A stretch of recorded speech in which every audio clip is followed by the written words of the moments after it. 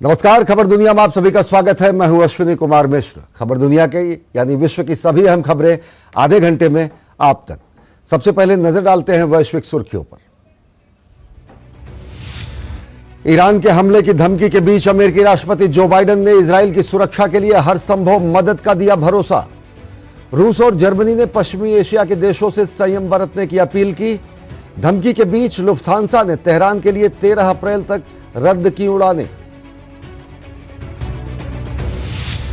Ukraine पर किए गए ताजे रूसी हमले में कीव का सबसे बड़ा बिजली संयंत्र हुआ नष्ट। यूक्रेन के राष्ट्रपति वोलोदिमीर जेलेंस्की ने हमले की निंदा की। लिथुआनिया की यात्रा पर गए जेलेंस्की ने वायु रक्षा प्रणाली की मांग दोहराई। दक्षिण कोरिया के संसदीय चुनाव में विपक्षी दल डेमोक्रेटिक पार्टी की जीत के बाद विपक्षी डेमोक्रेटिक पार्टी के नेता ली जे म्यूंग ने देश को आर्थिक संकट से उबारने को बताया सर्वोच्च प्राथमिकता।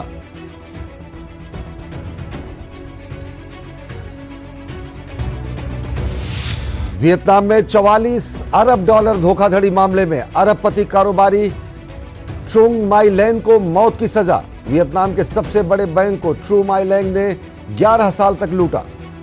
अदालत में पेश किए गए 6 टन सबूत।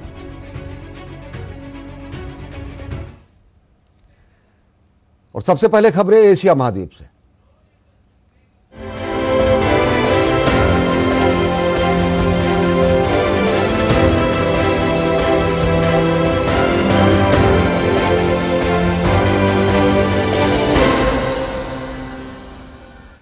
इजराइल और ईरान के बीच सीधी जंग जैसे हालात बन रहे हैं। 1 अप्रैल को सीरिया की राजधानी दमिश्क में ईरानी दूतावास पर हुए हमले का जवाब देने के ईरान के ऐलान के बाद अमेरिका ने खुलकर कहा है कि वो ईरान के संभावित हमले में इजराइल की रक्षा करने के लिए प्रतिबद्ध है। अमेरिका के राष्ट्रपति जो बाइडेन ने साफ कर दिया है कि अगर ईरान ने इजराइल पर हमला किया तो अमेरिका यरूशलेम का साथ देगा। अमेरिकी सेना के मध्य कमान के प्रमुख जनरल माइकल कोरेला इजराइल भी पहुंच चुके हैं। ईरान के हमले की धमकी के बीच अमेरिका के राष्ट्रपति जो बाइडेन ने इजराइल की रक्षा का वादा किया है। अमेरिकी राष्ट्रपति ने कहा कि अगर ईरान हमला करता है तो अमेरिका इजराइल की सुरक्षा के लिए कवच बनने का काम करेगा।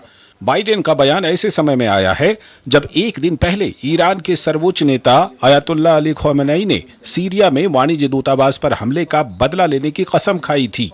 बाइडेन ने कहा कि हम इजराइल की सुरक्षा के लिए हर संभव प्रयास करेंगे। जैसा कि मैंने प्रधानमंत्री नेतन्याहू को कहा कि ईरान और उसके सहयोगी के खिलाफ इजराइल की सुरक्षा के प्रति हमारी प्रतिबद्धता कवच की तरह है। मैं फिर से कहता हूं, कवच की तरह है। हम इजराइल की रक्षा के लिए हर संभव प्रयास करेंगे।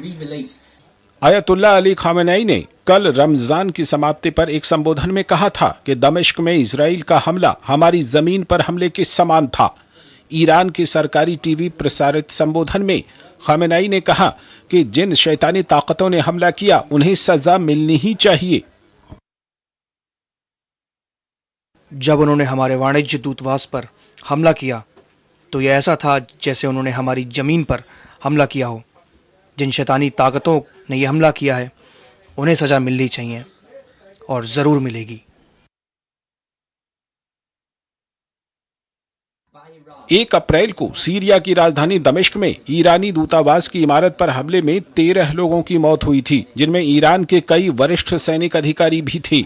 इजराइल ने इस हमले की जिम्मेदारी नहीं ली है, लेकिन ऐसा माना जाता रहा है कि इसके पीछे इजराइल ही है। इस हमले के बाद से ही इलाके में मौजूद इजरायली और अमेरिकी सैनिक हाई अलर्ट पर हैं। इस बीच इजराइल के प्रधानमंत्री बेंजामिन नेतन्याहू ने ईरान के हमले के खतरे के मद्देनजर कहा कि हम किसी भी सुरक्षा चुनौती के लिए तैयार हैं। मैंने कहा है कि हमारे लिए ये चुनौतीपूर्ण समय है। हम गाजा में युद्ध के बीच में हैं, जो पूरी ताकत से जारी है। साथ ही हम अपने बंधकों को वापस लाने के लिए अपने निरंतर प्रयास जारी रखते हैं, लेकिन हम अन्य क्षेत्रों में चुनौतियों के मद्देनजर भी तैयारी कर रहे हैं। और हमने एक सीधा सा नियम बनाया है कि जो कोई हमें चोट पहुंचाता है हम उसे चोट पहुंचाते हैं। हम रक्षा और हमले दोनों में इजराइल राज्य की सुरक्षा जरूरतों को पूरा करने की तैयारी कर रहे हैं। इस बीच पश्चिम एशिया में तनाव के बढ़ने की आशंका के बीच रूस ने सभी देशों से संयम बरतने और क्षेत्र में स्थिति के और बिगड़ने के खिलाफ चेताया। क्रेमलिन के प्रवक्ता दिमित्री पेस्कोव ने कहा कि इसराइल और ईरान के बीच मध्यस्थता का कोई आग्रह नहीं मिला है, लेकिन इसराइल का हमला अंतर्राष्ट्रीय कानून के सिद्धांतों के खिलाफ था। हम साफ तौर पर क्षेत्र के सभी देशों से संयम बरतने का आह्वान करते हैं। आप जानते हैं कि हमने ईरानी दूतावास परिसर पर हवाई हमले की निंदा की।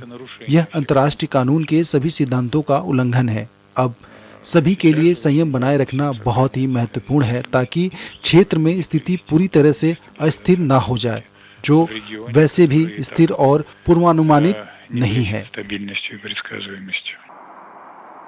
इस बीच जर्मनी की एयरलाइन लुफ्थांसा ने सुरक्षा कारणों से फ्रैंकफर्ट से तेहरान की दैनिक उड़ानों को अब 13 अप्रैल तक रद्द कर दिया है। इससे पहले एयरलाइन ने यात्रियों और स्टाफ की सुरक्षा को लेकर 6 अप्रैल से लेकर 11 अप्रैल तक सभी फ्लाइट्स को रद्द कर दिया था। लुफ्थांसा एयरलाइंस और इसकी सहायक ऑस्ट्रियन एयरलाइंस, ये मात्र 2 एयरलाइंस ही तेहरान में इंटरनेशनल फ्लाइट को ऑपरेट करती हैं। ईरान के हमले के मद्देनजर पश्चिम एशिया के देश और अमेरिका हाई अलर्ट पर हैं और इस बीच अमेरिकी राष्ट्रपति बाइडेन ने इजराइल की सुरक्षा के लिए हर संभव मदद करने का भरोसा दिया है। दक्षिण कोरिया में हुए संसदीय चुनाव के नतीजे विपक्षी दलों के पक्ष में आए हैं। 300 सदस्यों वाली नेशनल असेंबली में मुख्य विपक्षी दल डेमोक्रेटिक पार्टी अपने सहयोगियों के साथ 175 सीटें जीतने में कामयाब रही, जबकि पीपुल्स पावर पार्टी और सहयोगियों को 108 सीटों पर जीत हासिल हुई है। संसदीय चुनाव के नतीजे दक्षिण कोरिया के राष्ट्रपति यून सुक योल के लिए राजनीतिक तौर पर बड़ा झटका माना जा रहा है। अब उन्हें अपने बाकी के 3 साल के कार्यकाल के दौरान विपक्षी सांसदों से विरोध का सामना करना पड़ेगा। दक्षिण कोरिया में हुए संसदीय चुनाव में मुख्य विपक्षी दल डेमोक्रेटिक पार्टी ने बहुमत हासिल किया। इस जीत के साथ राष्ट्रपति यू सुक योल और उनकी रूढ़िवादी पार्टी को बड़ा झटका लगा है। चुनाव में डेमोक्रेटिक पार्टी ने सीधी टक्कर वाली 254 सीटों में 161 सीट पर जीत हासिल की है। वहीं यू सुक योल की पीपल्स पावर पार्टी ने केवल 90 सीटें जीती हैं। इसी तरह 300 सदस्य वाली नेशनल असेंबली में डेमोक्रेटिक पार्टी अपने सहयोगियों के साथ 175 सीटें जीत पाई। वहीं पीपल्स पावर पार्टी ने अपने सहयोगियों के साथ 108 सीटों पर जीत हासिल की। चुनाव में जीत के बाद डेमोक्रेटिक पार्टी के नेता ली जे म्यूंग ने समर्थन के लिए जनता का आभार जताया। मैं डेमोक्रेटिक पार्टी को समर्थन देने के लिए जनता का आभार जताता हूं। उनके समर्थन के कारण हम बहुमत के आंकड़े को पार कर सके। चुनाव के नतीजे डेमोक्रेटिक पार्टी की जीत नहीं, बल्कि ये हमारे लोगों की बड़ी जीत है। डेमोक्रेटिक पार्टी जनता के द्वारा डाले गए हर एक मत का सम्मान करते हुए बेहतर करने की कोशिश करेगा। डेमोक्रेटिक पार्टी के नेता ली जे म्यूंग ने जीत के बाद कहा कि देश को आर्थिक संकट से निकालना उनकी प्राथमिकता होगी।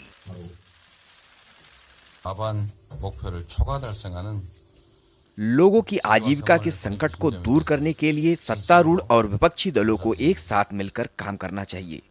हम लोगों की परेशानी को कम करने और राष्ट्रीय संकट को हल करने के लिए सबसे बेहतर प्रयास करेंगे।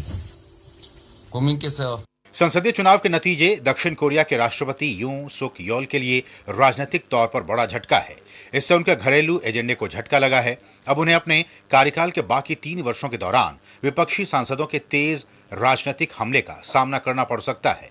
चुनाव नतीजे सामने आने के बाद पीपीपी नेता हान डोंग हुन ने चुनाव में हार की जिम्मेदारी लेते हुए प्रधानमंत्री पद से इस्तीफा दे दिया। उनके साथ ही सभी वरिष्ठ सलाहकारों ने भी इस्तीफा दे दिया। मैं जनता के जनादेश को मजबूती से स्वीकार करता हूं और सबसे पहले खुद इस पर गहराई से विचार करूंगा। मैं चुनाव परिणामों की पूरी जिम्मेदारी लेता हूं और अपना पद छोड़ता हूं। कुछ विश्लेषकों ने राष्ट्रपति यू सुक योल के नेतृत्व पर जनमत संग्रह बताया है। दक्षिण कोरियाई नेता की लोकप्रियता उनके प्रशासन के अर्थव्यवस्था को संभालने के तरीके और विभिन्न राजनीतिक घोटालों के कारण प्रभावित हुई है। इन मुद्दों पर जोरदार अभियान चलाते हुए उन्होंने बार बार यूं के मैनेजमेंट की आलोचना की। इसके अलावा यूं द्वारा अपनी पत्नी के एक लग्जरी गिफ्ट, एक डायर बैग की स्वीकार करने को गलत कदम नहीं मानने के लिए भी विपक्ष ने जमकर निशाना साधा। संसदीय चुनाव पर विश्लेषकों ने कहा कि इस चुनाव में मध्यावधि चुनाव की सभी विशेषताएं थीं और मतदाता ने संदेश दिया कि सरकार की आर्थिक नीतियां विफल रहीं। इसे मध्यावधि चुनाव के तौर पे देखा जा रहा है। दूसरा, क्योंकि जीवन यापन की लागत ऊंची है, नौकरियां कम हो रही है और जीवन कठिन हो गया है और कोई उम्मीद नहीं है कि हमारी अर्थव्यवस्था में सुधार कैसे होगा। यह एक ऐसा चुनाव है जो मतदाताओं के फैसले और मूल्यांकन को दर्शाता है। संसदीय चुनाव में विपक्षी दलों को सामान्य बहुमत मिला है। सुपर मेजॉरिटी के अभाव में राष्ट्रपति के महाभियोग और संवैधानिक संशोधनों के जैसे मुद्दों पर पीपीपी की चिंता कम हो गई है। विपक्ष को कम सीटों के कारण विधेयक पारित करवाने में दिक्कतों का सामना करना पड़ सकता है। वियतनाम की एक अदालत ने धोखाधड़ी के सबसे बड़े मामलों में से एक अरबपति महिला कारोबारी को मौत की सजा सुनाई है। 67 वर्षीय ट्रुंग माई लैन को 11 साल तक देश के सबसे बड़े बैंकों में से एक साइगॉन कमर्शियल बैंक को लूटने का दोषी पाया गया है। 11 अप्रैल को हो ची मिन्ह की कोर्ट में 3 चुने हुए जूरी सदस्यों और 2 न्यायाधीशों के पैनल ने लैन को मौत की सजा का फैसला सुनाया। लैन ने साइगॉन कमर्शियल बैंक से 44 अरब डॉलर का कर्ज लिया था। उन्हें 27 अरब डॉलर अभी भी लौटाने बाकी हैं। अभियोजकों ने कहा है कि उनसे ये राशि कभी भी वसूली नहीं जा सकेगी। इस मामले की सुनवाई के दौरान 2700 लोगों को गवाही देने के लिए बुलाया गया। ये मामला इतना बड़ा था कि इसमें 10 अभियोजक और लगभग 200 वकीलों ने हिस्सा लिया। सुनवाई के दौरान 104 बक्सों में सबूत पेश किए गए, जिनका कुल वजन 6 टन था।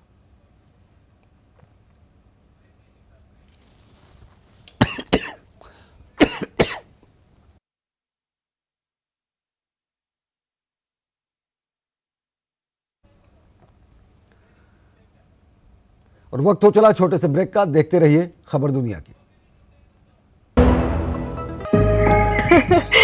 हाँ हाँ, देखो जी भर के अपना ही है और अपने ही वोट से बने हैं बड़े बड़े पुल देश भर में। हमारी लाइफ तो निकल गई बेटा।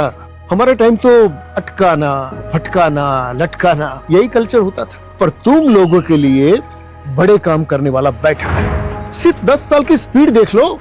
अटल सेतु से अटल टनल देख लो, चिनाब ब्रिज से बोगीबिल ब्रिज देख लो। और इतना करके भी मोदी जी कहते हैं ये तो अभी ट्रेलर है। हमारे सपने पूरा करने की गारंटी मोदी जी की, तो उनको जिताने की गारंटी किसकी? हम बाप बेटी की। कमल का बटन दबाएं, भाजपा को जिताएं। ब्रेक के बाद आप सभी का स्वागत है। अब रुख करते हैं यूरोपीय महाद्वीप की ओर।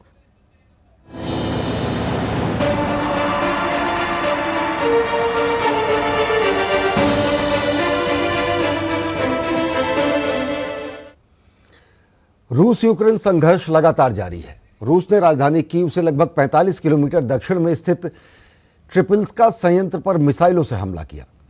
हमले में संयंत्र के टरबाइन में आग लग गई और इसके बाद बिजली उत्पादन पूरी तरह ठप हो गया। रूस की तेल, गैस और ऊर्जा सुविधाओं पर यूक्रेन के ड्रोन हमलों के जवाब में रूस ने यह हमला किया है। ट्रिपिल्स्का संयंत्र ठप पड़ जाने के बाद यूक्रेन में और खासकर खार्किव में गंभीर बिजली संकट पैदा हो गया है। रूसी हमले की निंदा करते हुए जेलेंस्की ने अमेरिका और पश्चिमी देशों से वायु रक्षा प्रणाली सहित अन्य मदद की शीघ्र आपूर्ति की मांग की है। रूस और यूक्रेन के बीच संघर्ष की आग ठंडी पड़ने का नाम नहीं ले रही है। रूस ने आज तड़के यूक्रेन के कीव क्षेत्र में स्थित सबसे बड़े बिजली संयंत्र को मिसाइल हमले से पूरी तरह से नष्ट कर दिया। राजधानी कीव से लगभग 45 किलोमीटर दक्षिण में स्थित ट्रिपिल्स्का संयंत्र पर 6 मिसाइलों से हमला किया गया। हमले में संयंत्र के टरबाइन हॉल में आग लग गई, जिससे बिजली उत्पादन पूरी तरह से ठप हो गया है। ट्रिपिल्स्का संयंत्र यूक्रेन के लिए बिजली का एक महत्वपूर्ण स्रोत था और इसके नष्ट होने से देश में बिजली की कमी हो सकती है।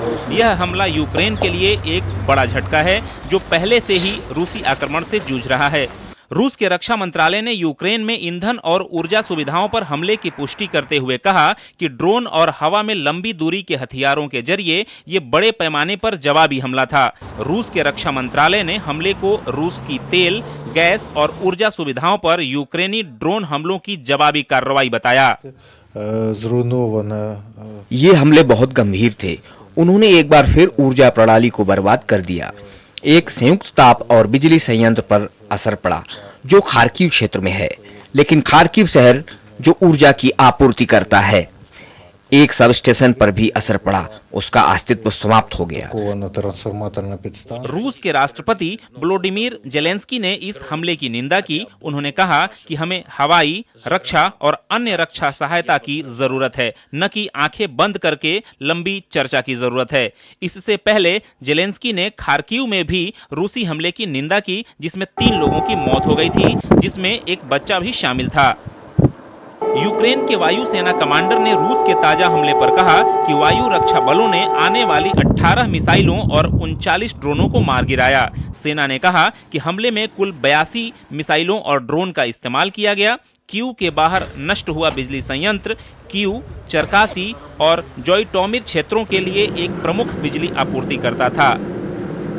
यूक्रेन की संसद ने सेना में नए रंगरूट की अनिवार्य भर्ती के तौर तरीकों को तय करने संबंधी एक विवादास्पद कानून को आज मंजूरी दे दी। इसके प्रारंभिक मसौदे को कानून बनने में कई महीनों का विलंब हुआ और इसके प्रावधानों को नरम बनाने के लिए कई संशोधन सौंपे गए। सांसदों ने भी इस कानून को लेकर लंबे समय तक उदासीन रवैया अपनाया हुआ था, क्योंकि इसके अलोकप्रिय रहने का अनुमान था। इस बीच यूक्रेन के जनरल यूरी सोडोल ने संसद में माना कि पूर्वी क्षेत्र में यूक्रेनी सैनिकों के मुकाबले रूसी सैनिकों की संख्या काफी ज्यादा है। दुश्मन हमसे 7 से 10 गुना ज्यादा है, हमारे पास सैनिकों की कमी है। इस बीच यूक्रेन के राष्ट्रपति जेलेंस्की ने यूक्रेन लिथुआनिया की यात्रा पर नई वायु रक्षा प्रणालियों के लिए अपनी अपील दोहराई। यूक्रेन के प्रमुख शहरों पर रूस लगातार बमबारी कर रहा है। ऐसे में यूक्रेन को वायु रक्षा प्रणाली की सख्त जरूरत है। पश्चिमी देशों से सैन्य समर्थन में कमी के बीच जेलेंस्की ने यूक्रेन के लिए नई सहायता जुटाने के लिए मध्य और पूर्वी यूरोपीय देशों के नेताओं के साथ बातचीत के लिए लिथुआनिया पहुंचे हैं, जहां वे 3C सम्मेलन में हिस्सा ले रहे हैं। इससे पहले लातविया की यात्रा के दौरान जेलेंस्की ने लातविया के साथ 10 साल के द्विपक्षीय सुरक्षा समझौते पर हस्ताक्षर किए।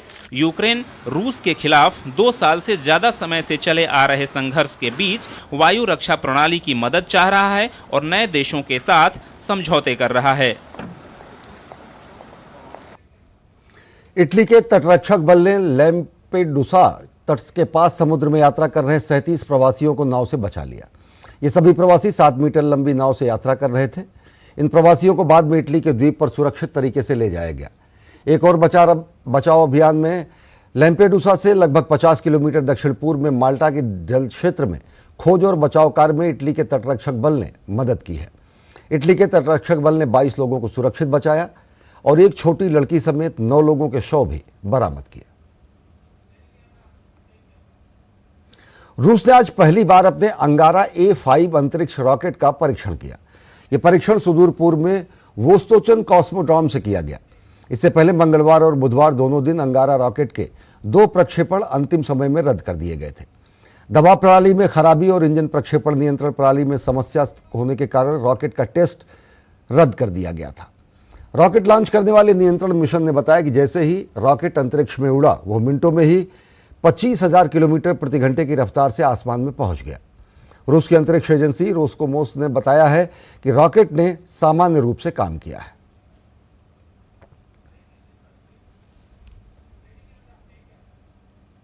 और खबर दुनिया में वक्त हो चला एक और छोटे से ब्रेक का। देखते रहिए डीडी न्यूज। हमारी पीढ़ी को तो वोट के बदले में धोखे ही मिले थे, और हमारी पीढ़ी को बस गरीबी हटाओ के नारे। पानी ढोती थी, इज्जत दांव पर लगाकर अंधेरे में शौच को जाती थी, धुएं में आंखें जलाती थी, और फिर हमें मिले मोदी जी कामदार। हमारा दर्द महसूस किया है मोदी जी ने, तभी तो झट से भेज दिए बिजली, पानी, गैस, शौचालय। अब घर में बीमारियां कम हो गई है ना अम्मा? हाँ। दवा का खर्चा घटा है और ढेर सारा समय बचा है। हमारे जैसे करोड़ों निकले हैं गरीबी से बाहर। पर मम्मी, भाभी, मोदी जी कहते हैं कि ये तो बस ट्रेलर है, आगे पूरे भारत से गरीबी हटाने की गारंटी है मोदी जी की। और मोदी को जिताना है हमारी गारंटी है। कमल का बटन दबाएं, भाजपा को जिताएं। ब्रेक के बाद आप सभी का स्वागत है। रुक करते हैं अमेरिका महाद्वीप की ओर।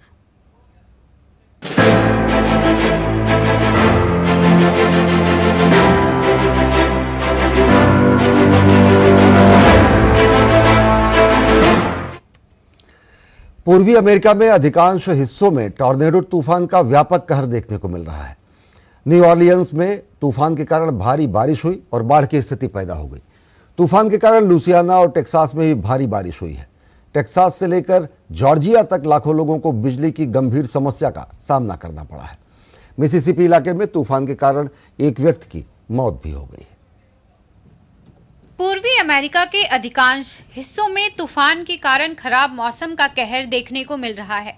तूफान के कारण गल्फ कोस्ट पर भारी नुकसान हुआ और तूफान के कारण अचानक बाढ़ की स्थिति पैदा हो गई। तूफान की वजह से जनजीवन प्रभावित हुआ है और हजारों घरों और दुकानों की बिजली गुल हो गई। न्यू ऑरलियंस में तूफान के कारण भारी बारिश हुई, जिसके बाद बाढ़ की स्थिति पैदा हो गई।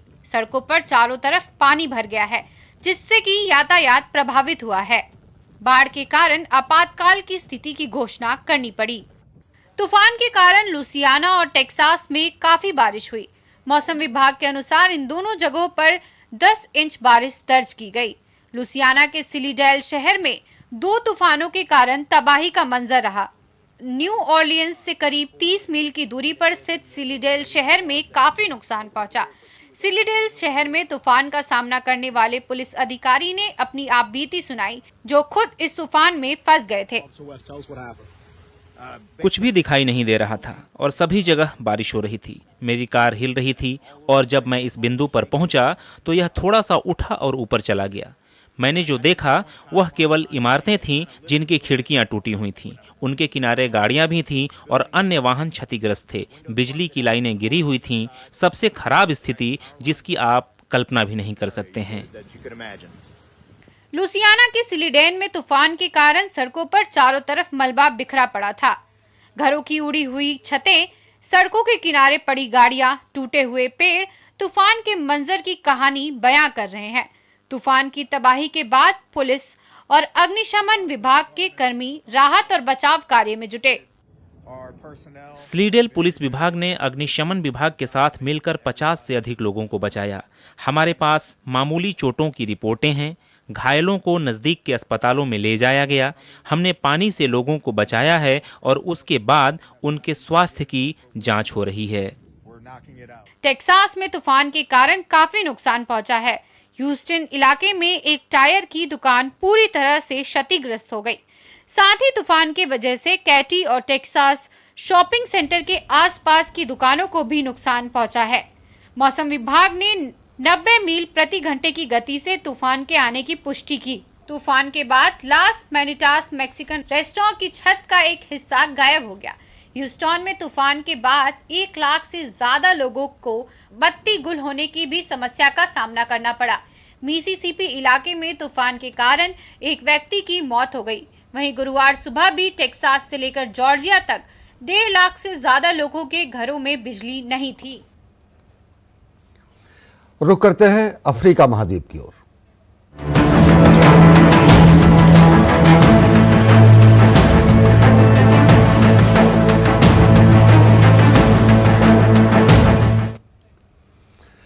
माली के सत्तारूढ़ जुंटा ने कल देर रात सभी राजनीतिक गतिविधियों को अगली सूचना तक निलंबित करने का फरमान जारी कर दिया। सार्वजनिक व्यवस्था को बनाए रखने की आवश्यकता का हवाला देते हुए यह फरमान जारी किया गया। यह कदम पिछले साल चुनाव को अनिश्चितकाल तक टालने के फैसले के बाद उठाया गया है। जुंटा के प्रवक्ता अब्दुल्लाह मागा ने स्टेट टेलीविजन पर उस समय ये जानकारी दी जब देश में ईद का त्यौहार मनाया जा रहा था। माली में 2020 के बाद से 2 बार तख्ता पलट हो चुका है। 2021 में दूसरे तख्ता पलट के बाद कार्यभार संभालने वाले कर्नल असीमी गोइता ने 2024 की शुरुआत में देश को लोकतंत्र में वापस लाने का वादा किया था, लेकिन सितंबर में जुंटा ने आगे की तकनीकी तैयारियों का हवाला देते हुए फरवरी 2024 में होने वाले चुनाव को अनिश्चितकाल के लिए रद्द कर दिया था। तो खबर दुनिया के आज के अंक में फिलहाल इतना ही। मुझे और हमारी पूरी टीम को दीजिए अनुमति। नमस्कार।